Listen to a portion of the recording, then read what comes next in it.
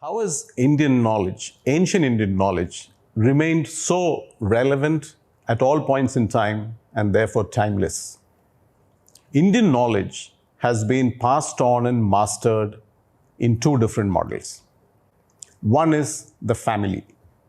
The elder generation would learn it, would master it, would practice it, and then pass it on to the younger generation that's coming up. The younger generation in turn would then learn it from the elders, master it with their own efforts, and then practice it, and then onwards pass it on to the younger generation that's coming up again. And so on and so forth, the family would have multiple generations that is constantly refining this knowledge and making it relevant for the context of the time. But there's a second model. That second model is where a young person in India would find a knowledge of great interest and go to masters to find it. They're not from the same family. In fact, they might not have anything to do with the lineage. They go to masters, find who they can learn from, learn, and then master it with their own efforts, what is typically called sadhana or tapasya in India, and then practice it for a long period of time and then pass it on to other students who come to them in the ancient Gurukula tradition.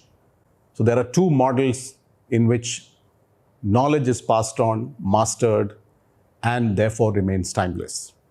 I went to meet one such master, Sakhashree Neeta, who has learned the ancient art of chakra yoga and the science of using gems and rudraksha to manage the infirmities of your chakras. Really curious to know what went into this journey of the creation of Sakhasree. I came from a very loving family, and my father was in a profession where he was traveling because he was in the textile industry, and we traveled to many cities. Oh, so you moved from place to place. Yes. So we learned how to adapt to different cultures and different places very fast. Then I entered Master of Computer Applications, which is a very coveted course in the Delhi University.